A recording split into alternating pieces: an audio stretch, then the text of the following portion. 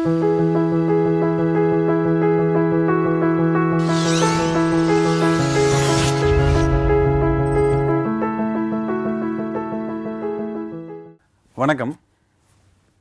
Meet the scratchy cat. இப்போ அடுத்த லெசனில் இந்த ஸ்க்ராட்சிங்கிற வலைத்தளத்தில் போய் ஒரு கேரக்டர், அந்த கேரக்டர் வந்து பூனை. ஸ்க்ராட்ச் அப்படிங்கிற அந்த லோகோவே அந்த பூனை தான். அந்த கேட்டை எப்படி மூவ் பண்ண வைக்க போகிறோம், நகர வைக்க போகிறோம், இன்ட்ராக்டிவாக செயல்பட வைக்க போகிறோம் அப்படிங்கிறத பார்க்க போகிறோம். ஸோ ஃபஸ்ட் லெசனில் மீட் த ஸ்க்ராட்சி கேட், அந்த பூனை நகர்த்து வைக்க போகிறோங்கிறதான் பார்க்க போகிறோம். எப்படி செய்கிறோம்? நம்ம லேண்டிங் பேஜ் காமிச்சிருக்கேன். இந்த மாதிரியான ஒரு லேண்டிங் பேஜில் போயிட்டு இந்த சைன்இன், ஏன்னா ஆல்ரெடி நம்ம ஃபஸ்ட் லெசனில் நம்ம ரெடி பண்ணி வச்சுருக்கோம். ஐடியும் பாஸ்வேர்டையும் இந்த இடத்துல டச் பண்ணோம்னா நமக்கு வரும். அந்த இடத்துல நம்ம செலக்ட் பண்ணியிருக்கிற ஐடியை சூஸ் பண்ணிவிட்டு ரைட் பண்ணிவிட்டு பாஸ்வேர்டை என்ட்ரு பண்ணிவிட்டு உள்ளே போனோன்னே அது உள்ளே எப்படி ஒரு கேரக்டர் இன்சர்ட் பண்ணுறது, அதை எப்படி நடக்க வைக்கிறது, மூவ் பண்ண வைக்கிறது, அதை ரொட்டேட் பண்ண வைக்கிறதெல்லாம் பார்க்கலாம். சரியா? வாங்க உள்ளே போவோம். இப்போ நம்ம பேஜுக்குள்ளே வந்துட்டோம். இதில் பார்த்தோம்னா ரைட் சைடு மேல் மூலையில் சைன்இன் பட்டன் இருக்குது. இதை கிளிக் பண்ணோம்னா யூசர் நேம் பாஸ்வேர்டுக்கு ஒரு இடம் இருக்குது. இந்த இடத்துல நம்ம ஆல்ரெடி ஏற்கனவே சேவ் பண்ணி வச்சுருக்கிறோம். நம்ம புதுசாக க்ரியேட் பண்ணோம் இல்லையா, அந்த ஐடியை டைப் பண்ணிக்கிறோம். நான் ரெடி பண்ண ஐடியை நான் அந்த இடத்துல டைப் பண்ணுறேன். நீங்கள் என்ன ரெடி பண்ணி வச்சிங்களோ அந்த ஐடியை நீங்கள் இதில் டைப் பண்ணணும்.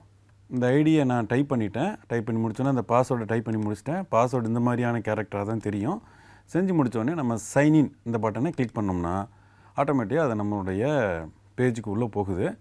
ஸோ இதுதான் நம்மளுடைய அந்த லேண்டிங் பேஜ். சரியா? இப்போ இந்த லேண்டிங் பேஜில் என்ன பண்ண போகிறோன்னா, நான் ஏற்கனவே சொன்ன மாதிரி புதுசாக ஒரு கேரக்டர் உருவாக்க போகிறோம். அந்த ஆல்ரெடி இருக்கக்கூடிய கேரக்டருக்கு கொஞ்சம் லைஃப் கொடுக்க போகிறோம். இப்போ இதில் என்னென்ன பட்டன்ஸ் இருக்குதுன்னு பார்த்தோம்னா, மேலே கிரியேட்னு ஒரு பட்டன் இருக்குது, எக்ஸ்ப்ளோர், இதுக்கு பேர் ஐடியாஸ், இது எபவுட் இருக்கு இல்லையா. இப்போ நம்ம இந்த கிரியேட்டுங்கிற பட்டனை கிளிக் பண்ண போகிறோம். எடுத்த உடனே கிரியேட்டுங்கிற பட்டனை கிளிக் பண்ண உடனே அது தன்னுடைய உள்ள ஒரு பேஜுக்கு போகுது. இதுக்கு என்ன மீனிங் அப்படின்னா, புதுசாக ஒரு அனிமேட்டட் பிக்சரை, அனிமேட்டட் ப்ராஜெக்டை இது ரெடி பண்ண போகுதுன்னு அர்த்தம். ஸோ இப்போ கிரியேட் பண்ணுறோம். இந்த கிரியேஷன் வரும்பொழுது பேசிக்காகவே அவங்க ஒரு ஸ்க்ராட்ச் கேட் டிஃபால்ட்டாக இருக்கும். பார்த்திங்கன்னா இதுதான் அந்த லேண்டிங் பேஜ். இதில் இந்த இடத்துக்கு நான் ஏற்கனவே பேர் சொல்லியிருக்கேன், ஸ்மால் ஸ்டேஜின் பேர். இது பேர் பார்த்திங்கன்னா கோட் ஏரியான்னு சொல்லுவோம். இது பேர் வந்து பிளாக் பேலட் அப்படின்னு சொல்லுவோம். இப்போ இந்த பூனை இங்கே இருக்குது. நமக்கு இந்த பூனை ஒரு 2 ஸ்டெப் முன்னாடி நகரணும் அப்படின்னு பார்த்தோம்னா ரொம்ப சிம்பிளாக பண்ண முடியும் நம்மளால். என்ன பண்ணணும் அப்படின்னா, ரொம்ப சிம்பிள். இதுக்கு மேலே பார்த்திங்கன்னா இந்த சைடில் பார்த்திங்கன்னா விதவிதமான பிளாக்ஸ், கலர் சேலஞ்ச் நிறைய இருக்குது. இது பேர் பிளாக் கேட்டகரின்னு சொல்லுவாங்க. இப்போ நம்ம இங்கே ப்ளூ கலர் கோட்ஸ் தானே தெரியுது. அப்போ எனக்கு என்ன தேவை அப்படின்னா, இந்த செஷனுக்கு நம்ம இந்த பூனை இங்கேருந்து ஒரு 10 ஸ்டெப் நகரணும். அப்போ பார்த்திங்கன்னா இந்த மோஷன் அப்படிங்கிறது ப்ளூ கலரில் கொடுத்துருக்காங்க, மோஷன் கேட்டகரி. இதை அப்படியே இழுத்து ட்ராக் நல்லா அந்த ஹேண்டில் பாருங்கள். மவுஸோட கை வந்து மவுஸுக்கான இந்த இடத்துல பார்த்திங்கன்னா ஏரோ இருக்குது. இது இங்கே வரும்போது ஹேண்ட் சிங்கில் காமிக்கிறதுலையும் இது இழுத்துட்டே வரணும். அதாவது லெஃப்ட் கிளிக்கை அப்படியே விடாமல் இங்கே கொண்டு வந்து இங்கே தான் ரிலீஸ் பண்ணணும். இப்போ பார்த்திங்கன்னா கோடு ஏரியாவில் நமக்கு இருக்கிறது ஒரே ஒரு மூவ் பிளாக் தான் இருக்குது.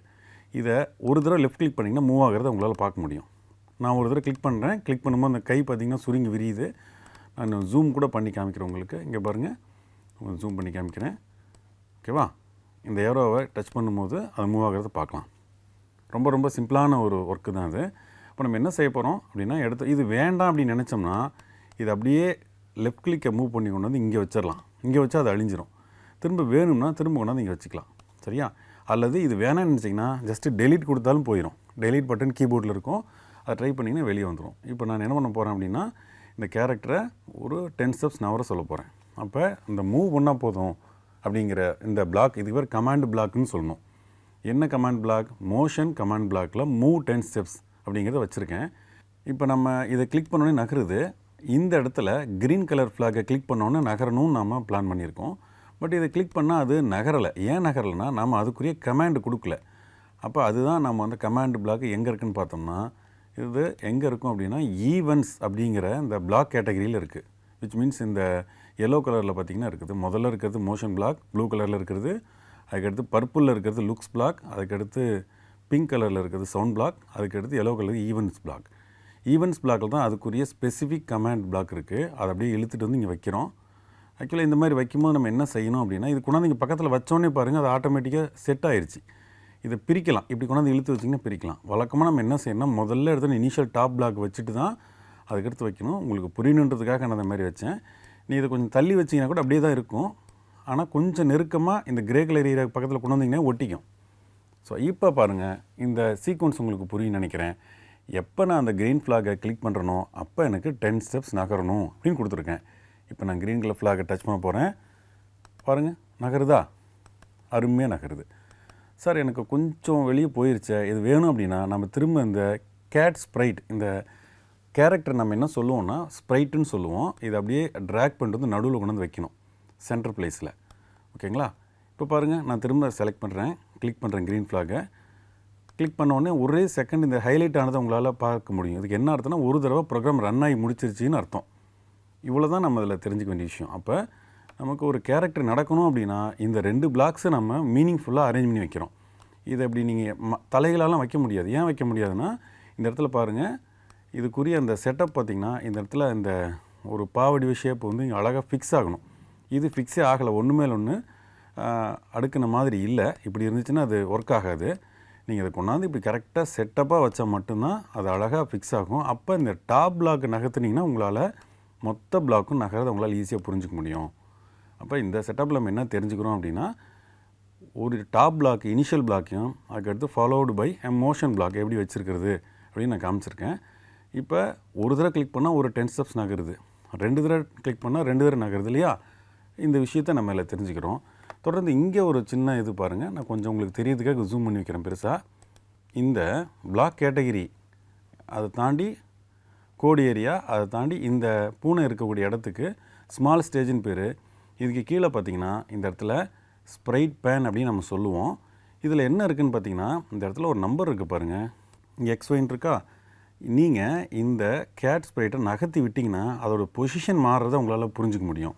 அதாவது என்ன அர்த்தம் அப்படின்னா இந்த கேட் ஸ்ப்ரைட் என்ன பண்ணும் அப்படின்னா நடு சென்டரில் மையப்புள்ளியில் இந்த ஸ்மால் ஸ்டேஜுக்கு நடுவில் இருக்கும்போது 0 வரும். நீங்கள் இதை எடிட் கூட பண்ணலாம். இதை ஜஸ்ட்டு டபுள் கிளிக் பண்ணிட்டு 0 அப்படின்னு டைப் பண்ணிங்கன்னா அந்த உங்களால் வந்து அந்த கேட் ஸ்ப்ரைட் வந்து சென்டர் ஆஃப் த ஸ்டேஜில் இருக்கிறத உங்களால் பார்க்க முடியும்.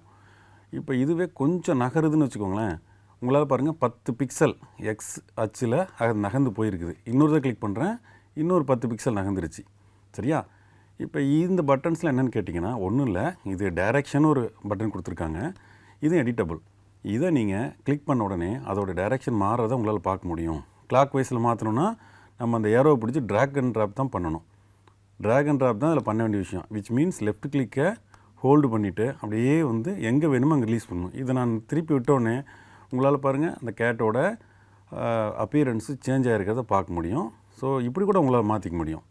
இந்த இடத்துல ரீசெட் பண்ணிக்க முடியும், இது பயன்படுத்திக்கலாம். ரெண்டாவதாக இந்த சைஸில் பார்த்திங்கன்னா 100% இருக்குது. இதை நான் 110ன்னு மாற்றுறேன்.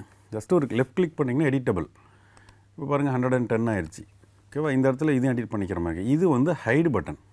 இந்த ஸ்ப்ரைட்டு வேண்டாம் அப்படின்னு நினச்சிங்கன்னா, வேணாம் மீன்ஸு ஜஸ்ட்டு மறைஞ்சிருக்க வைக்கலாம். கிளிக் பண்ணிங்கன்னா மறைஞ்சிரும். அந்த ஸ்ப்ரைட் அங்கே தான் இருக்கும், பட் மறைஞ்சிருக்கும். அதுக்கு இந்த பட்டனை கிளிக் பண்ணும். இந்த ஹைடுங்கிறது ஒரு பட்டன் கொடுத்துருக்காங்க இல்லையா, டாகிள் பட்டன், அதுதான். இது பார்த்திங்கன்னா இதுக்கு கீழே இந்த ப்ராஜெக்டில் நாம் ஒரே ஒரு ஸ்ப்ரைட் மட்டும் வச்சுருக்கோம் அப்படிங்கிறது இந்த பிக்சர் சுட்டி காட்டுது. அப்போ ஸ்ப்ரைட் பேனில் இருக்கக்கூடிய விஷயங்களை நாம் இந்த லெசனில் கற்றுக்கிட்டோம். அப்போ இதுக்குரிய பிளாக்ஸ் நம்ம என்ன வச்சுருக்கிறோம் அப்படின்னா 2 பிளாக்ஸ் வச்சுருக்கோம். ஒன்று ஒரு இனிஷியல் டாப் பிளாக், அதோட மீனிங் என்ன, வென் க்ரீன் ஃப்ளாக் கிளிக்டு அப்படிங்கிறது அதோட மீனிங். அப்போ க்ரீன் ஃப்ளாக் கிளிக் பண்ணும்போது என்ன செய்யணும் அப்படிங்கிற கமாண்டை சொல்லுது. ரெண்டாவது மூவ் 10 ஸ்டெப்ஸுங்கிறது 10 ஸ்டெப்ஸ் நகரணுங்கிறத விளக்கத்தை சொல்லுது. இந்த 10 அடிச்சுட்டு நீங்கள் 20ன்னு கூட நீங்கள் டைப் பண்ணிக்கலாம். டைப் பண்ணிங்கன்னா உங்களால் அது 20 ஸ்டெப்ஸ் மூவ் ஆகிறத பார்க்க முடியும். எப்படி 20 ஸ்டெப்ஸ் மூவ் ஆகுது? இந்த இடத்துல கீழே பார்த்தீங்கன்னா 20 ஸ்டெப்ஸ் மூவ் ஆகிறத உங்களால் பார்க்க, முதல்ல 50 இருந்துச்சு, இப்போ 70 ஆகிருக்கு. சரியா?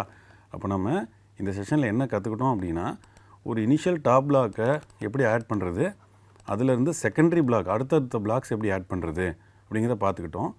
ஃபர்தராக எத்தனை பிளாக் வேணால் உங்களால் அட்டாச் பண்ணிக்க முடியும். அப்போ அதை கடைசி பிளாக்கை வச்சு இழுத்திங்கன்னா கடைசி பிளாக் மட்டும் தனியாக வரும். டாப் பிளாக்கை எடுத்திங்கன்னா எல்லா பிளாக்கும் வரும்.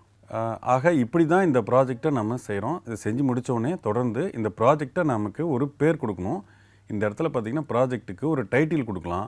அதை டபுள் கிளிக் பண்ணிங்கன்னா இந்த இடத்துல உங்களால் அந்த பேரை உங்களை எடிட் பண்ணி மாற்றிக்க முடியும். நான் அதுக்கு ஒரு பேர் வைக்கிறேன், மை ஃபஸ்ட் ப்ராஜெக்ட் அப்படின்னு பேர் வைக்கிறேன். ஃபஸ்ட் ப்ராஜெக்ட் அப்படின்னு டைப் பண்ணி முடித்த உடனே இந்த இடத்துல பார்த்தீங்கன்னா சேவ் நவ், அதுக்கு நேராக அந்த வயலட் கலர் இருக்கக்கூடிய டாப்பில் இருக்கக்கூடிய அந்த பாரில் சேவ் நவ்ங்கிற பட்டன் இருக்குது. அதை செலக்ட் பண்ணுறேன். இப்போ ப்ராஜெக்ட்டு சேவ் ஆயிடுச்சு. ஓகேங்களா? இப்போ என்ன செய்யணும், அதுக்கடுத்து see the ப்ராஜெக்ட் பேஜ்னு இங்கே வந்தோம்னா இந்த ப்ராஜெக்டை யார் ரெடி பண்ணுறாங்க, அதோட பேர் என்ன, இது இன்ஸ்ட்ரக்ஷன் என்ன, இதெல்லாம் அடுத்தடுத்த செஷனில் நம்ம ஃபில் பண்ண போகிறோம். ஸோ இது செஞ்சு முடித்த உடனே நம்மளுடைய லேண்டிங் பேஜுக்கு வந்துட்டோம். பேர் வந்துருச்சு. இந்த இடத்துல மை ப்ரொஃபைல் செக்ஷன் இருக்கு இல்லையா, நம்ம ப்ரொஃபைல் செக்ஷனில் போயிட்டு சைன் அவுட் அப்படின்னு கொடுத்தோம்னா ஆட்டோமேட்டிக்காக அது வெளியே வந்துடும். சரியா? ஸோ நம்ம இப்போ என்ன தெரிஞ்சுக்கிட்டோம் அப்படின்னா, ஸ்க்ராட்சில் ஒரு ஐடி பாஸ்வேர்ட் போட்டு எப்படி உள்ளே போகிறது, பேசிக்காக ஏற்கனவே இருக்கக்கூடிய ஒரு ஸ்ப்ரைட்டுக்கு ஒரு சின்ன மூமெண்ட் எப்படி அட்டாச் பண்ணுறது, அது எப்படி ரன் பண்ணுறது, அது பேரை எப்படி மாற்றுறது, மாற்றின உடனே ப்ராஜெக்ட் பேஜில் வந்து டீட்டெயில்ஸ் ஆட் பண்ணுறது, ப்ளஸ் நம்ம ப்ரொஃபைல் செக்ஷனில் போய் எப்படி சைன் அவுட் பண்ணுறது வரைக்கும் பார்த்துருக்கோம். சரியா? நல்லா பண்ணுங்கள். மீண்டும் சந்திப்போம். தேங்க்யூ.